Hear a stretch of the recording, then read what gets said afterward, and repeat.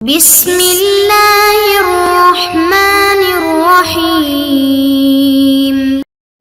السلام علیکم معزز طلباء کرام، آپ سب کیسے ہیں؟ آج ہم مؤطا امام محمد کے سبق نمبر 378 کو پڑھیں گے۔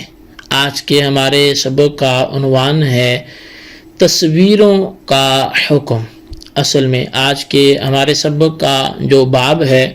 اس باب کا نام ہے باب التصاویر والجرس وما یکرہ منہا،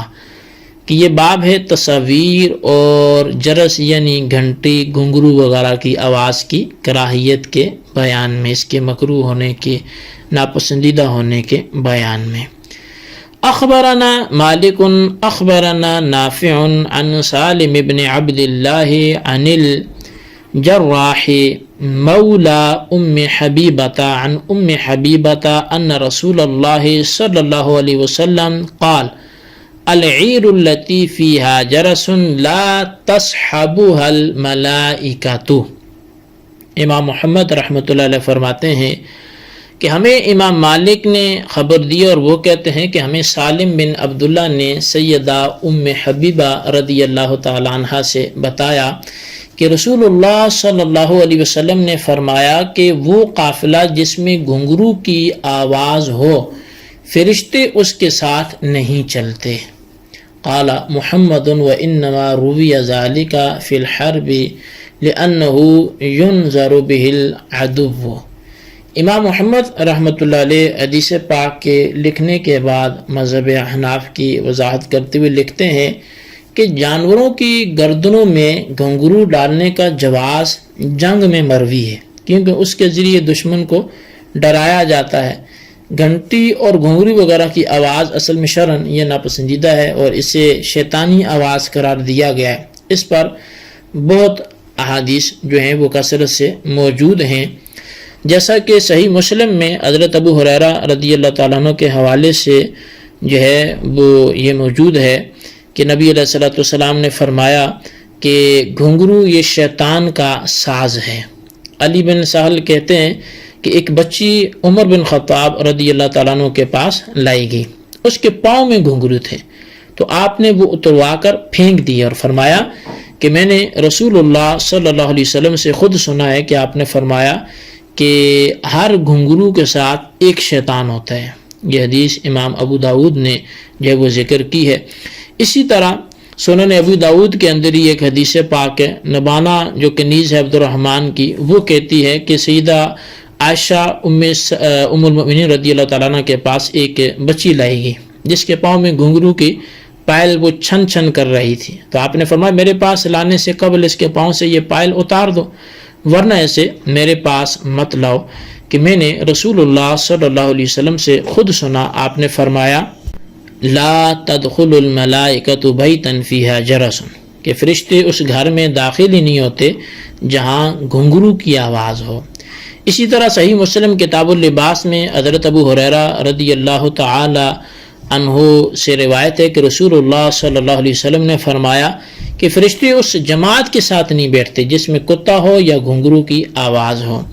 اب ان حدیث کی روشنی میں معلوم یہ ہوا کہ چھوٹی بچی کے پاؤں میں گھنگرو وغیرہ نہیں ڈالنے چاہیے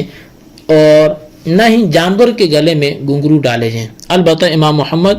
رحمۃ اللہ علیہ نے جو ہے وہ ایک خاص صورت کو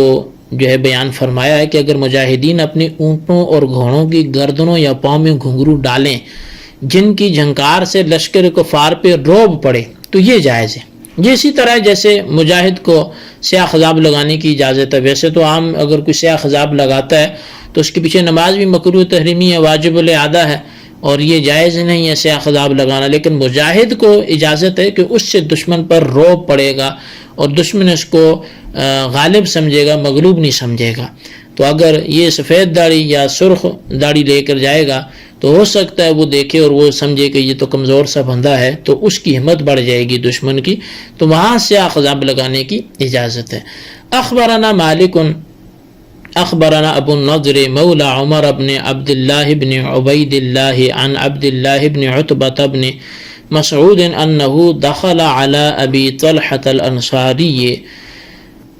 يعوده فوجد عنده سهل بن حنيف فدعا أبو طلحة إنسانا ينزع نمطا تحته فقال سهل بن حنيف لم تنزعه؟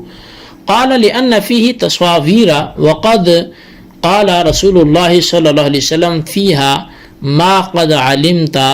قال سهل أولم يقل إلا ما كان رقما في ثوب؟ قال بلى ولكنه أطيب لنفسي. امام محمد رحمۃ اللہ علیہ آپ بیان فرماتے ہیں کہ ہمیں امام مالک نے خبر دی اور وہ کہتے ہیں کہ ہمیں ابو نضر غلام عمر جو تھے، عمر بن عبداللہ بن عبید اللہ نے، انہوں نے خبر دی اور انہیں عبداللہ بن عتبہ بن مسعود نے بتایا کہ وہ حضرت ابو طلحہ انصاری رضی اللہ تعالیٰ عنہ کے پاس عیادت کرنے گئے. وہاں سہل بن حنیف رضی اللہ تعالیٰ عنہ بھی تھے. ابو طلحہ رضی اللہ تعالیٰ عنہ نے ایک آدمی بلوایا تاکہ وہ ان کے نیچے سے چٹائی کھینچ کر نکال لیں. تو سہل بن حنیف نے کہا کہ اسے آپ کیوں نکلوا رہے ہیں؟ تو انہوں نے کہا کہ اس میں تصاویر ہیں اور آپ کے اس بارے میں رسول اللہ کا ارشاد معلوم ہی ہے کہ حضرت سہل نے کہا مگر آپ نے یہ بھی تو فرمایا تھا کہ کپڑے میں بنی ہوئی تصویر جائز ہے. تو انہوں نے کہا ہاں فرمایا تو تھا مگر مجھے یہ زیادہ اچھا لگتا ہے کہ چٹائی بغیر تصویر کے ہو. قال محمد وبهذا نأخذ ما كان فيه من تصاوير من بساط يبسط أو فراش يفرش أو بسادة فلا بأس بذلك، إنما يكره من ذلك في الستر وما ينصب نصبا وهو قول أبي حنيفة والعامة من فقهائنا رحمهم الله تعالى. امام محمد رحمۃ اللہ علیہ فرماتے ہیں کہ ہمارا یہی مسلک ہے کہ جو بچھونا یعنی سونے کے لیے بچھایا جائے یا بیٹھنے کے لیے چٹائی پھیلائی جائے یا تکیہ رکھا جائے تو اس میں تصویر کا ہونا کچھ حرج نہیں رکھتا. البتہ پردے میں اور لٹکائی جانے والی چیز میں تصویر کا ہونا یہ مکروہ تحریمی ہے. یہی امام اعظم امام ابو حنیفہ اور ہمارے عام فقہائے کرام کا قول ہے. تو بہرحال اس حدیث کا خلاصہ وہی ہے جو امام محمد رحمۃ اللہ علیہ نے ذکر کر دیا کہ دو اصحاب رسول حضرت ابو طلحہ انصاری اور حضرت سہل بن حنیف رضی اللہ تعالیٰ عنہ کے مطابق اگر چٹائی میں تصویر ہو جس پر بیٹھا یا لیٹا جائے اور تصویر پاؤں تلے روندی جا رہی ہو تو یہ جائز ہے، کیونکہ اس میں تصویر کی تذلیل اور تحقیر ہو رہی ہوتی ہے اور تعظیم نہیں ہو رہی ہوتی. اگر تصویر پردے میں لٹک رہی ہو یا کسی اونچی جگہ پر سجا کے رکھی گئی ہو تو یہ جائز نہیں ہے، کیونکہ اس میں تصویر کی تکریم اور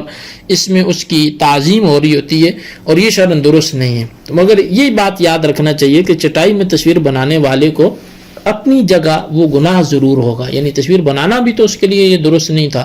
تو اس کی حرمت تو بہرحال وہ قائم رہے گی. اب یہ بھی یاد رکھنا چاہیے کہ اس سے ذی روح کی تصویر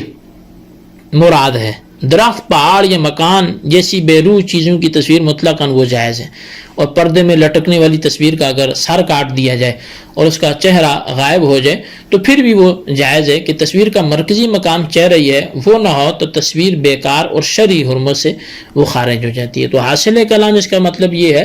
کہ اگر کسی نے غیر ذی روح کی تصویر بنائی تو بھلے وہ پردے میں ہو، بھلے وہ دیوار پہ ہو، بھلے وہ سجا کے رکھی ہو، بھلے وہ فرش پہ ہو، وہ جائز ہے. اور اگر ذی روح کی تصویر بھی پردے پہ بنی ہو، سامنے رکھی ہو لیکن سر کاٹ دیا جائے تو بھی جائز ہے. اور اگر غیر ذی روح کی تصویر اگر ذی روح کی تصویر وہ سامنے پردے پہ لٹکی ہو یا کسی جگہ سجا کے رکھی ہو تو وہ جائز نہیں ہے. اچھا، اب اس حوالے سے بعض ایک جو ہے وہ بڑا باریک سا یہ پہلو ہے، اس کو سمجھنا ہے کہ بعض لوگ یہ سمجھتے ہیں کہ کیمرے سے جو تصویر بنی ہے تو وہ جائز ہے، یعنی کیمرے سے بنی اور پھر وہ اس کا پرنٹ نکل آیا، کاغذ پہ آ گئی تو اس کو وہ جائز سمجھتے ہیں کہ یہ ہاتھ سے تو نہیں بنائی ہوئی اور پہلے تو تصویریں ہاتھ سے بنتی تھی تو اس لیے وہ ناجائز تھی. جبکہ ایسا نہیں ہے. کیمرے سے بنی ہو یا جس سے بھی بنی ہو، جب وہ پرنٹ میں آ گئی ہے تو اب وہ تصویر بالا ہی حکم ہے. اب اس کی جو ہے وہ درست نہیں ہے یہ حجت کرنا کہ کیمرہ تو جو ہے وہ تصویر جو ہے ہاتھ سے بنتی تھی اور کیمرے سے یہ بنی ہے. تو کیمرے کی تصویر بھی تو ہاتھ ہی سے بنائی جاتی ہے، یعنی کیمرہ ہاتھ سے استعمال ہوتا ہے، پاؤں سے تو نہیں چلایا جاتا. تو بہرحال کیمرے کی تصویر پر بھی جو ہے وہ وہی حکم ہے جو عام تصویر کا ہوتا ہے کاغذ پر. لیکن یہ اس صورت میں جب وہ کیمرے والی تصویر کا پرنٹ آؤٹ آپ نکال لیتے ہیں، وہ کاغذ پہ آ جاتی ہے. اگر وہ ایسی تصویر ہے کہ کاغذ پہ نہیں ہے، جیسے موبائل میں تصویر ہوتی ہے، اچھا LCD کے اندر ہے، کمپیوٹر کے اس مانیٹر کے اندر ہے، یا کسی بھی اسکرین کے پیچھے ہے، تو وہ شرعاً تصویر جو ہے وہ تصویر کا حکم نہیں رکھتی، وہ ویڈیو ہو یا وہ تصویر ہو، جب تک پرنٹ آؤٹ اس کا نہیں نکالا جاتا وہ شرعاً حرمت میں نہیں آتی۔ لیکن پھر بھی علماء کرام نے بلا ضرورت اور بہت زیادہ اسی مشغلے میں لگ جانا اور تصویریں زیادہ سے زیادہ نکالنا، اس کی پھر بھی علماء نے جو ہے وہ اجازت نہیں دی، منع کیا ہے۔ احتیاط کے پہلو پھر بھی بچنے میں ہی ہے، لیکن یہ ہے کہ وہ تصویر جو پرنٹ آؤٹ نہیں ہوا بلکہ وہ سکرین کے پیچھے ہے، وہ ڈسپلے میں ہے، وہ موبائل میں ہے، وہ کمپیوٹر میں ہے، وہ لیپ ٹاپ میں ہے، وہ ٹیبلٹ میں ہے، تو وہ تصویر جو ہے شرعاً وہ حکم نہیں رکھتی جو کہ پرنٹ آؤٹ کاغذ پہ جو موجود تصویر تھی اس کا جو حکم تھا۔ تو بہرحال بچنا پھر بھی بہتر ہے۔ اللہ تبارک و تعالیٰ سے دعا کرتے ہیں جو ہم نے پڑھا سنا اسے یاد رکھنے کی توفیق نصیب فرمائے، آمین بجاہ نبی الامین صلی اللہ علیہ وسلم۔